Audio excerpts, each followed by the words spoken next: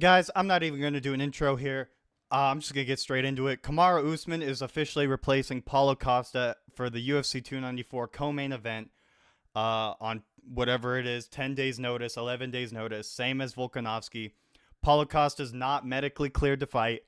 I believe that elbow surgery he got was because of a staph infection that he had sustained, and it's not going away.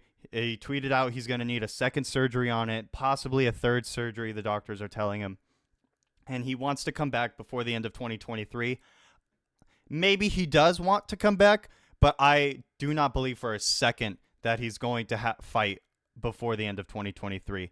In fact, I wouldn't be surprised if this dude doesn't fight again until maybe mid 2024. And even then, he'll probably lose whatever fight that is because it's been so long and then just get cut. And then whatever. But moving on, Kamaru Usman is the official replacement. I don't know if I said that already. And I like this fight a lot more. The only thing I don't like about it is that Kamaru Usman's coming in on short notice. But outside of that, I'm definitely looking forward to this fight a lot more in a competitive sense than the Costa Chimaev one. Costa Chimaev, that one was really fun because we knew there was going to be a lot of trash talk. The press conference was going to be fun. And it was going to be kind of interesting to see because Costa's a pretty big middleweight and Chimaev's moving up to middleweight. So, it could have been a size difference kind of thing there. Now it's two welterweights moving up to middleweight. Both of them still ranked at welterweight, number 1 here and number 4 here. And Dana White came out and said that the winner of it will get the next title shot, which I don't necessarily hate that much just because, if Usman wins, I mean, he deserves some sort of reward for that. But, neither of these guys are ranked at middleweight. So how does a win over either one of them just let them leapfrog people like DDP and Jared Cannonier at middleweight? That seems a little screwed up to me, especially when you already are cucking Gamrot over here by pulling in Volkan at last second, the UFC right now is literally just saying fuck you to half of their roster just so that they can justify making these matchups last second and egg these people on into taking them, Because obviously Volk Makachev rematch sells way better than Makachev Gamrot would, so they want to save their pay-per-view sales there. That's why they said fuck you Gamrot. We're going to take the best thing we can get, even if it completely screws, one of the greatest rematches of all time by putting a huge asterisk next to it. And they also said fuck you to basically the entire middleweight division by having two guys that aren't even ranked in the division go against each other for a title elimination bout. I'm not saying that if Chimaev had beat Costa or if Costa had beat Chimaev or even if Usman replaced Chimaev for some ungodly reason that none of them wouldn't have deserved a title shot. But the fact that neither of these guys are ranked at middleweight, I question where you would even put them once they beat each other. You know what I mean? The only thing I could realistically see is that whoever beats who automatically gets the number 5 or number 4 spot because Paulo Costa got pulled out and Vittoria, I guess, declined being the replacement. So I could see how you put him right there at number 5 above both of them. But that still seems like a bit of an asshole move. Regardless, it's a better matchup in my opinion. I'm definitely much more interested in it. But it's just insane to me. The way the UFC is throwing these guys free bones just to save this card at the very last second. Wow, guys. I mean, just wow. And another thing that I wanted to touch on real quick, I'm going to scroll up through Twitter because I've been spending so much time on Twitter these last few days. As of January 1st, 2024, USADA's contract with UFC will be up. It'll be over.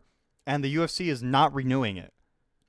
Now, whether they have an in-house program that they're going to want to try and implement afterwards or if they're going to go with a different agency that isn't USADA is unclear at the moment. So, as of right now, as far as anyone is aware, except for the UFC themselves, as of January 1st, 2024, people will be allowed to use roids again and performance and PEDs in the UFC, which has a lot of crazy implications if you really think about it, because there's a lot of people that people kind of think are on something and haven't been caught, or there's a lot of times where fighters go radio silent for a long time and people think that's because they failed a test, and the UFC just doesn't want to announce it to save face for people.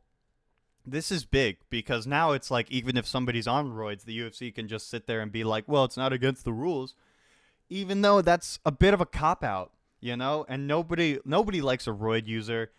People shit on John Jones for it still. People give TJ Dillashaw so much shit for it. Somehow Overeem doesn't really get a lot of shit for it, probably because he didn't really win a championship on it, but regardless, it's like, what is the future goal here? Because I really don't see how this is beneficial to the UFC long term, unless they have some sort of replacement program like at the ready to take over once this contract is done, because it takes away a lot of credibility from the UFC, I think, with the whole idea of like, oh, anybody could be on roids and whatnot. And, who's on steroids, who's not. Now you'll never know because there's no testing, so it's like, who cares? And then the people who are on roids will obviously be at the advantage that steroids give you. And then everyone who's not is going to be at a disadvantage, and they're going to have to either work like twice and 3 times as hard, or they're going to have to hop on the train and start taking roids themselves. So this just worries me a lot for the future of the UFC and what they're trying to do, like, with their brand, especially since this is breaking as in the middle of all of this other 294 stuff. It seems like they don't really have a leash on anything going on right now. And there's just chaos. I can only imagine the chaos going inside the UFC war room right now. I mean, it's kind of funny, honestly, to think about. The freaking Instagram video that Dana posted announcing that Usman was the official replacement and stuff. I'm just looking at his face. I'm looking at the smile on Dana's face. I can just tell that man is trying so hard not to scream "Fuck!" at the camera right now. He is fuming. There is no way he's not. Even though he got these replacements that are arguably in some ways better than what you originally had, there's no way there's not a part of his brain that's not just thinking, couldn't this have just been a regular weekend? Like, oh my god. But yeah, absolutely insane, guys. I like the Kamaru Usman Chimaev matchup better, but I still don't think. I think that it's just too soon. It's just too short of notice for Usman. I don't like it. I don't like it for him the same way I don't like it for Volkanovski. If y'all remember in Makhachev and Volk's first fight, Volk really started to pour it on towards the 4th and 5th rounds. And I know Volk's not exactly the type of guy to just be a couch potato in between camps, but I really wonder how those few couple months of really hard training, really getting into fight shape, not just being in shape, but getting into fight shape, how is that going to affect that last bit of cardio? Because we know Islam's on point. He's had Khabib in his camp. He's firing on all cylinders. He's in Abu Dhabi, home territory, yada, yada. Volk is coming in with so many disadvantages that I just realistically can't see him winning. Kind of the same thing for Usman. Like, Chimaev's in even closer to home territory than Islam is. He's been prepping for this fight. He's been prepping for a bigger opponent than Usman. The biggest thing in Usman's favor right now is that Chimaev was prepping for more of a striker in Paulo Costa than a wrestler in Kamaru Usman. And that is where this fight becomes very interesting, is the grappling. But the fact that it's all short notice makes it really hard to pick anybody other than the people who were already in a training camp and expecting to fight on this day. I think I have to go with Islam by sub and probably Chimaev by a decision. And Chimaev's by a decision only because it's a 3-rounder. And I think Usman can survive through that, but how well he survives through that is a whole other question. Anyways, guys, thank you for listening to my rant again.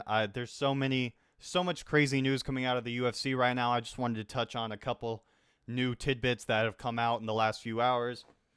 I don't even know, I want to make a prediction video for the card this weekend, but everything, it seems so like overshadowed by everything else that's going on right now. I wish we could just skip past it and move on to the next one, even though Yusuf Barboza is going to be a banger, guys.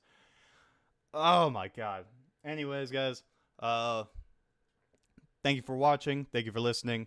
If you like the content, please like, comment, subscribe, and comment down below. What do you think of these new matchups? Again, what do you think of USADA not being with the UFC? What do you think the UFC's plan is with that? And yeah, thank you guys for watching. Stay violent.